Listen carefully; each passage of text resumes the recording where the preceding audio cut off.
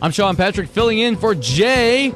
Jay Moore Show, 590 KCO. Friday, Jay getting his weekend started a little bit early.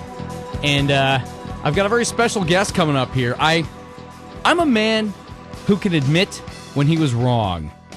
And we're going to talk about that right now with Robin Innes, who is the Director of Public Relations for Cedar Point. Mr. Innes, thanks so much for joining us today. My pleasure, Sean. Nice to talk to you. You've got to have one of the best jobs in the world, because I figure, when you're the Director of Public Relations, you need to put a happy face on your organization. And if you're the Director of PR for, say, like a weapons manufacturer, there might be days you come to work and there's people protesting outside your offices. But when you're Director of PR for Cedar Point, every day's got to be like sunshine and rainbows for you.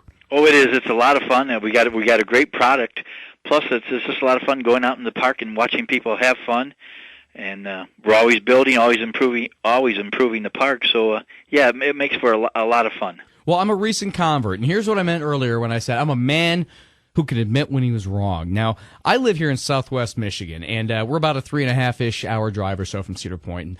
Up until this past weekend, I had never been to Cedar Point in my entire life. And when I mentioned this to people, they would look at me like I sprouted a second head. You've never been to Cedar Point? And how I said, well, it's a long drive, and you got to wait in line and all that. Well, this last weekend, my girlfriend finally dragged me down there. We went out there. The weather was ideal. The lines were almost non-existent. I couldn't believe how quickly I got on some of these rides. And my jaw just dropped. And I can admit when I was wrong, that is easily the finest collection of rides I have ever seen in my entire life. Kudos.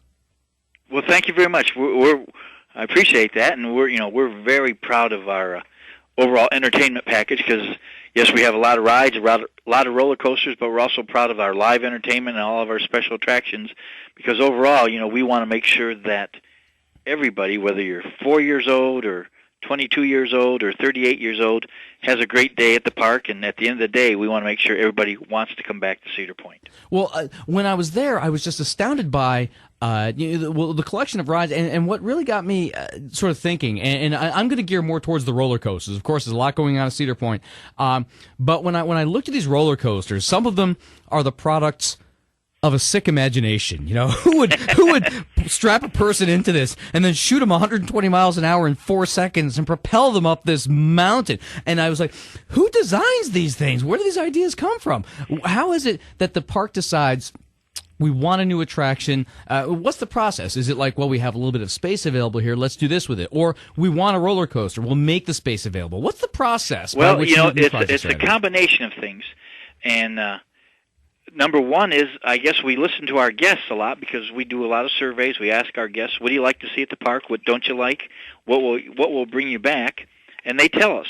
And over the years, they've always told us that roller coasters and, ironically, water rides are probably the most popular rides at the park itself. Mm-hmm. But then, to be honest, then it's kind of like, in simple terms, buying a car.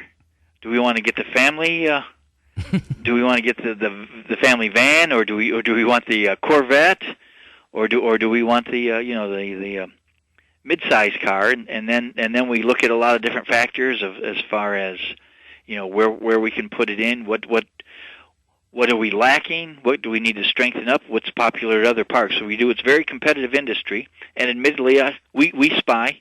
We go to other parks and we take notes and say, all right, well, they've got this type of ride. By the way, they're spying on you too, just so you know. Yeah, I think you're right.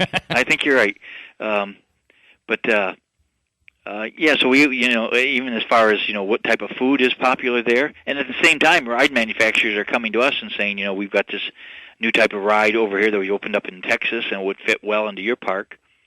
So we try to look at the overall picture and try to, I guess, figure out what would be the best investment for our park this year.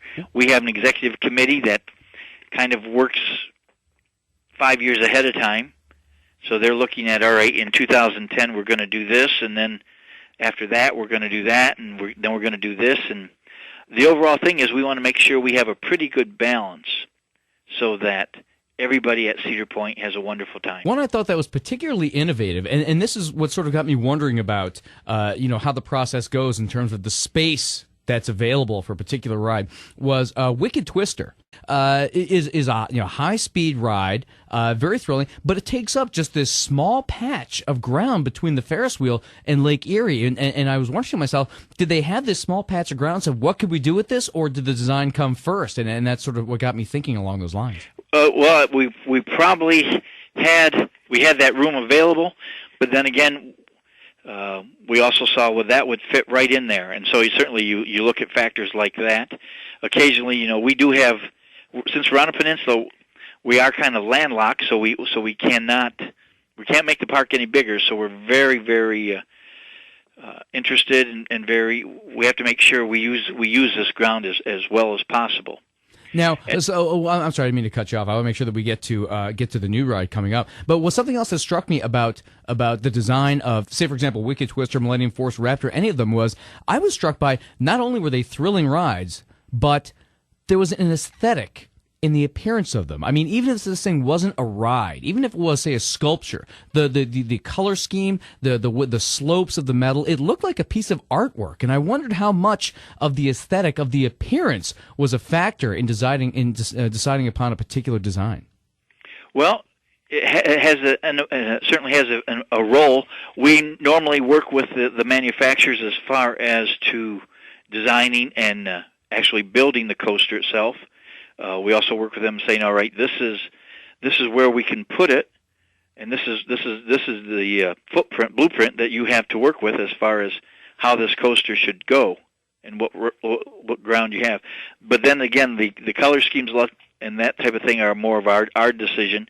We know it's important to make things bright colored and fit the theming well, so we're very, very cognizant of making sure that just the right color is used and make sure that we can, you might say, feature or highlight that ride wherever it may be. They have a new attraction coming out for you folks, and it's a water attraction. That's right.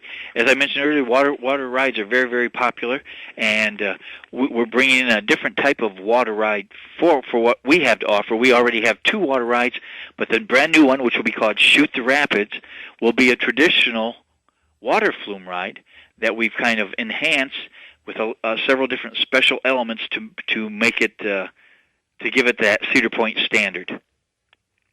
And what it is, and some of those elements are that it's going to have 2 lifts, which is very unusual for water rides. Usually you float through a trough and then you go over the hill and you're done.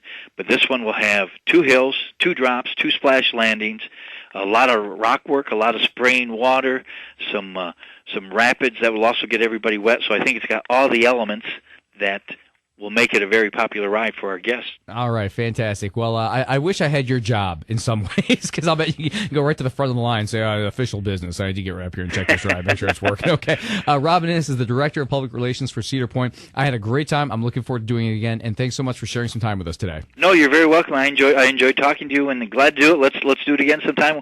We can maybe do a preview of Halloween weekends. All right. Sounds good to me. You have yourself a great Labor Day weekend. Thank you. You do the same. This is the Jay Morris Show on 590 KZO.